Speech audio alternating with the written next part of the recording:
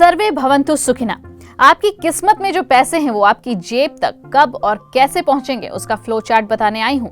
नए साल में आप खूब तरक्की करेंगे, मेरी बेस्ट विशेस आपके साथ है। दलाई लामा, नेल्सन मंडेला, इन जैसे बिग शॉट्स का नाम सुनकर आपके जहन में सबसे पहले क्या इमर्ज होता है? Kind hearted, soft spoken, humanitarian, generous, sympathetic, compassionate, philanthropist, personalities with somewhat angel characteristics। बस कुछ ऐसे ही होते हैं आप कैंसर असेंडेंट्स। कैंसर यानी कि कर्क राशि के नेटिव, आपकी कुंडली 4 नंबर से ओपन होती है।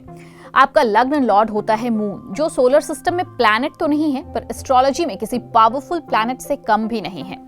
मून बेसिकली आपके इमोशनल क्वेश्चन को रिप्रेजेंट करता है। आपका ज़ोडिएक साइन केकड़ा यानी कि क्रैब से नोटिफाई किया जाता है। क्रैब को देखिए किस तरीके के होते हैं, ऊपर से बिल्कुल टफ शेल होता है और अंदर से ये क्रीचर बहुत सॉफ्ट होते हैं। खतरा देखकर डंक मारना इनकी पहचान होती है। सिमिलरली कैंसर्स नेटिव भी अपने इमोशंस हाइड करने के लिए शेल में चले जाते हैं और अगर इन्हें छेड़ दिया तो फिर उसे छोड़ना इन्हें नहीं आता। आपकी दोस्ती लाइफ लॉन्ग चलती है। अगर आप किसी मुद्दे पर एक्सक्लूसिव आइडियाज चाहते हैं तो कर्क राशि वालों को पकड़िए। कमाल का नजरिया होता है इनका किसी भी मुद्दे को देखने के लिए। आप ऑब्जर्वेंट होते हैं, too quick to noticing things. इतना बारीक ऑब्जर्वेशन आपको बनाता है महान राजनीतिज्ञ। आमतौर पर आपको पॉलिटिक्स पसंद नहीं होता पर जब करते हैं तो विरोधी चारों खाने चित। आपके इंट्यूशंस बहुत तगड़े होते हैं। इंट्यूशन के अलावा जो भी स्पेशल फीचर आपको अलग बनाते हैं वो है आपकी मेस्मराइजिंग मेमोरी। जब इतनी सारी क्वालिटीज भरी हो तो पर्सनालिटी में कुछ फ्लॉज आ ही जाते हैं। वैसे आपका इतना इमोशनल होना सामने वालों की नजर में आपको मिसअंडरस्टूड बनाता है, जिससे आपको बचना चाहिए। खैर, फायदे और नुकसान तो जीवन में लगे रहते हैं। आइए आपको बताऊं कि आपके लिए ईयर 2023 में कौन कौन से प्लैनेट्स हैं जो ट्रांजिट करेंगे, जिससे होगा आपको फायदा या नुकसान। नुकसान से बचेंगे कैसे वो भी मैं आपको बताऊंगी। ईयर 2023 में 4 मेजर ट्रांजिट्स होने वाले हैं: Saturn, Jupiter, Rahu and Ketu.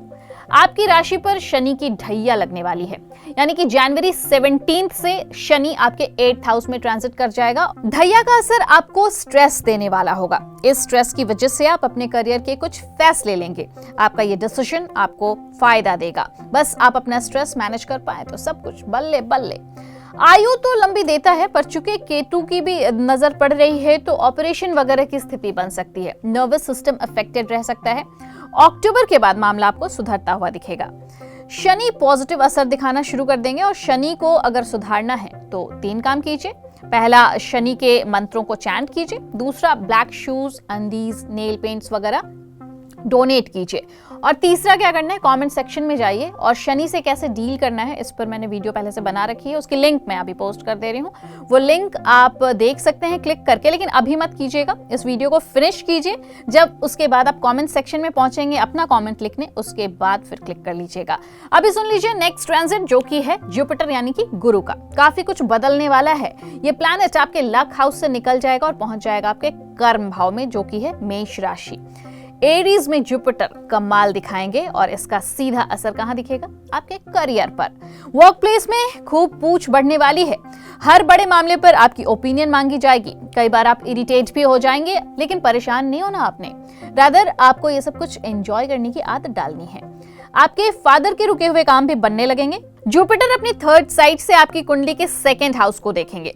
Jupiter अपने एम्प्लीफिकेशन कैरेक्टरिस्टिक्स के मद्देनजर आपकी सेविंग्स बढ़ाने की कोशिश करेंगे। कोशिश क्यों कह रही हूँ? कोशिश इसलिए क्योंकि राहु की 5th साइड आपके लग्न हाउस पे रहेगी।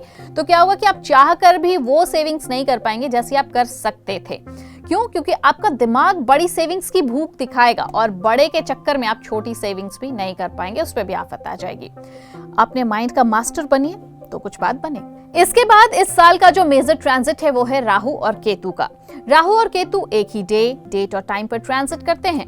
Before the transit, workload may feel excessive and as a result, you may experience stress, leads to depression. करना क्या है, आपने अपने एफर्ट्स को जरा रिकॉग्नाइज कीजिए ताकि दूसरे भी इसे रिकॉग्नाइज कर पाए। राहु का आपके 9th हाउस में और केतु का आपकी कुंडली के 3rd हाउस में ट्रांजिट आपको जॉब में प्रेशर से राहत दिलाएगा और ये राहत आपको नवंबर दिसंबर में मिलनी शुरू होगी।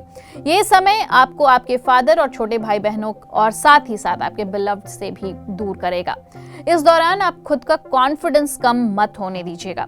फैसले लेने में आप हाईली कंफ्यूज रहेंगे, पर समय ऐसा है कि फैसले ले लीजिए और फिर उसे सही साबित करने की जिम्मेदारी खुद की ही रखिए। बाकी सब खुद ब खुद संभल जाएगा। अब आपको मैं बताती हूँ कि जनवरी से लेकर दिसंबर तक का समय आपके लिए कैसा बीतने वाला है। थोड़ा सिंप्लीफाई कर दिया है और आपको मैं एक अच्छी बात बताऊंगी और एक वो बात बताऊंगी जिसमें आपको थोड़ा सा संभलना है। देखिए, जनवरी में शुरू में थोड़ी उथल पुथल रहेगी, पर सैटर्न ट्रांजिट के साथ आपकी मैरिड लाइफ में चला आ रहा तनाव कुछ कम हो जाएगा। लक एक्टिवेट रहेगा और फिर मंगल यानी कि आपका जो योग कारक ग्रह इच्छा पूर्ति के घर में जाएगा। क्या होगा? आपके विशेस और डिजायर्स पूरी होंगी। फिर फरवरी में फाइनेंशियल कंडीशन आपकी इंप्रूव होगी, पर लव लाइफ की वाट लगी रहेगी। महीना चूंकि वैलेंटाइन का है, थोड़े नरम रहेंगे तो मामला संभल जाएगा। जिनके बच्चे हैं उन्हें ध्यान देने की जरूरत है कि बच्चे आपके कहीं गलत संगत में ना पड़ जाएं। उनके साथ वक्त बिताइए, इससे उनका कॉन्फिडेंस अपलिफ्ट होगा। मार्च में पहुंचेंगे आप। साल के तीसरे महीने में आप बड़े बदलाव की ओर बढ़ेंगे। क्या होगा? अब तक शनि उदय हो चुके होंगे और अपना असर दिखाना भी शुरू करेंगे। स्टार्टअप शुरू करने का बहुत बढ़िया समय है ये। आपके फादर को आपके लक हाउस में बैठा जुपिटर फायदा देगा। अब अप्रैल का महीना आ जाएगा।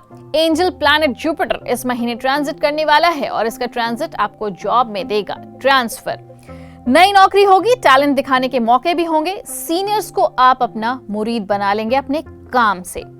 मई का महीना आ जाएगा और मार्स आपके 1st हाउस में आएगा, जिससे कि आप जरा सा गरम मिजाज वाले हो जाएंगे।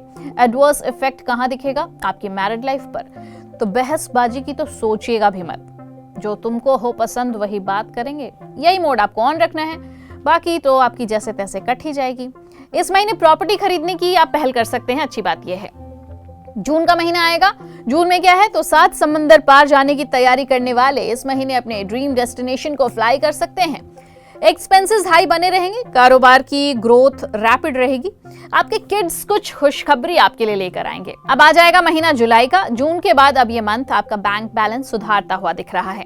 अगर आप जॉब करते हैं तो सैलरी में आपके इजाफा होगा। अगर स्टार्टअप है तो ऐसे मीडियम से आपको प्रॉफिट मिलेगा जिसके बारे में आपने कभी सोचा नहीं था, एक्सपेक्ट नहीं किया था।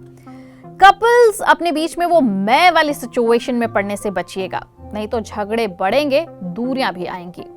अब अगस्त में आप घुस जाएंगे। इस महीने आप एरीज वालों की तरह ही बिल्कुल एक्ट करने वाले हैं, क्योंकि आप रिस्क लेंगे और इससे आपको फायदा मिलेगा। आपका साहस आपको पराक्रमी बनाएगा। इसका रिफ्लेक्शन आपके फाइनेंशियल स्टेट पर होगा। जॉब में प्रमोशन, वर्क प्लेस पर मान सम्मान बढ़ने से घर परिवार में भी खुशियां आएंगी।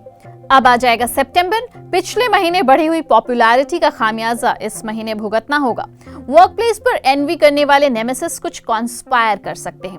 दे मे डोमिनेट यू। थोड़ा अलर्ट रहिएगा और थोड़ा पेशेंस भी बनाए रखिएगा। मेंटल स्ट्रेस बैलेंस कर लिया तो बस झंडे गड़ गए। अब अक्टूबर का महीना होगा। इस महीने आप बड़ी प्रॉपर्टी या फिर कोई बड़ी गाड़ी, एसयूवी टाइप की खरीद सकते हैं। वैसे भी आप बड़े दिल वाले होते हैं तो गाड़ी भी बड़ी ही मिलती है आपको। माता जी की सेहत का जरा ख्याल रखिएगा।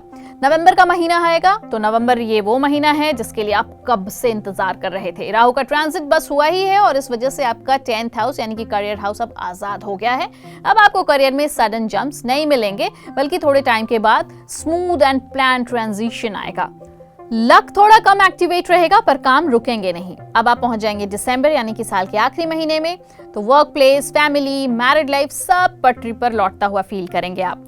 3rd क्वार्टर में की गई मेहनत का नतीजा अब आपको सामने आता दिखेगा। आपका नजरिया टुवर्ड्स लाइफ पहले से ज्यादा इंप्रूव होगा। बस ख्याल रहे कि ऐसा कोई काम कीजिएगा मत जिससे कि आपकी ट्रोलिंग हो जाए। बाकी सब बढ़िया है। व्हाइट एंड येलो आपको यूनिवर्स की स्ट्रेंथ खींच कर देगा। बस व्हाइट पहनकर इमोशनल फूल मत बनते रहिएगा। आपको एक बात हमेशा याद रखनी चाहिए कि इमोशनल होना is good, but emotionally driven होना मे बैकफायर यू। अपने माइंड का मास्टर बनिए। बाकी साल मास अच्छा गुजर ही जाएगा। यहाँ पर मेरे ज्ञान बघाड़ने का सेशन ओवर और आपका काम शुरू। क्या करना है आपने अपने मैनुअल इंटेलिजेंस से आर्टिफिशियल इंटेलिजेंस को देना है कमांड कि जब मैं अनकट पर वीडियो पब्लिश करूं तो आप नोटिफाई हो जाएं। रेगुलर भाषा में कहूं तो आपने इस चैनल को सब्सक्राइब करना है। न सिर्फ आपको बल्कि अपने बेस्ट फ्रेंड को भी बोलिए अनकट को सब्सक्राइब कर ले। सिर्फ दोस्त ही क्यों, आपकी दोस्त की गर्लफ्रेंड, गर्लफ्रेंड के बेस्ट फ्रेंड के बॉयफ्रेंड, बॉयफ्रेंड के कलीग, कलीग के रिश्तेदार को भी बोलिए अनकट सब्सक्राइब कर लें, क्योंकि पहला तो ये चैनल फ्री सब्सक्रिप्शन पर मौजूद है और दूसरा अनकट आपको astro, cricket, crypto, movie reviews, news, इन सारे सब्जेक्ट्स पर जो इन्फो देता है वो होता है अनबीटेबल। तो करिए सब्सक्राइब और बजने दीजिए नोटिफिकेशन वाली घंटी, और जैसे ही घंटी बजे फौरन अनकट पर लैंड कर जाइए। मैं इधर ही मिलूंगी, तब तक अपना ढेर सारा ख्याल रखिए। Happy new year.